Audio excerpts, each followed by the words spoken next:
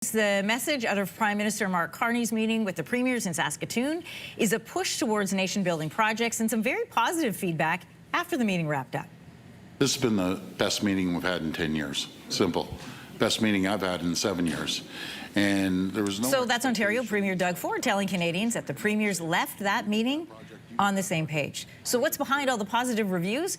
We've caught up with the Globe and Mail's Laura Stone. She's at the Saskatoon airport. She's checking in with us. I hope you don't miss your flight, but thanks for joining us, Laura. Oh, it'll be fine. Thanks for having me. Listen, Premier Ford also described that meeting this way, that Prime Minister Carney was like Santa Claus. He was going to go back to the North Pole, make some decisions. But tell us, was every premier as positive as Ford about how this meeting went? Every premier, I would say, Anne-Marie, struck a hopeful and optimistic tone. I think heading into the meeting, of course, all eyes were on Alberta Premier Danielle Smith because she has been very highly critical of the previous Liberal government for its energy policies. She talked before the meeting about the need to repeal 9 terrible policies from the Justin Trudeau era, about the seriousness of getting projects built, particularly an oil pipeline, and she tied this to national unity in her province. Coming out of the meeting, she said she was very optimistic or struck by the new tone of Prime Minister Carney's government. And really what the Prime Minister did was outline 5 key criteria that he says provinces will have to prove in order to get their so-called nation-building projects built.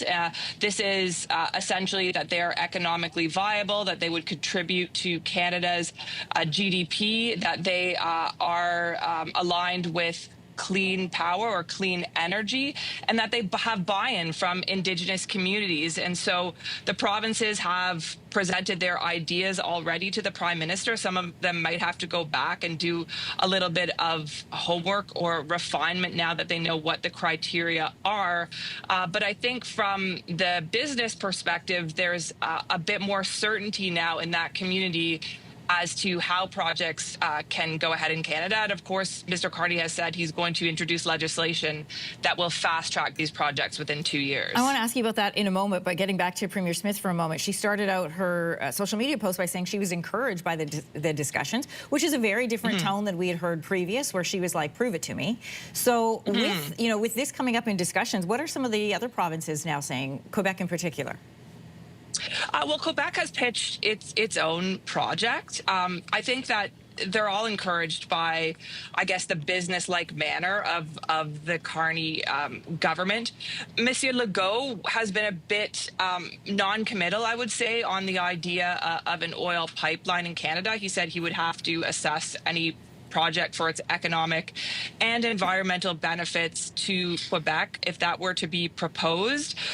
Monsieur Legault did not speak a ton at the closing press conference, but I do think, you know, all of these provinces feel like they're on the same page now, that they understand what the criteria are, and they can do what's best for their provinces and territories as they make their pitches to the federal government. Yeah, having a plan certainly seems to put smiles around the table that we were just looking at. Listen, the projects themselves weren't discussed, but the criteria they're going to need to meet was. What is that? And, you know, Carney talking about how he's going to put forward legislation to move these faster. What would that look like?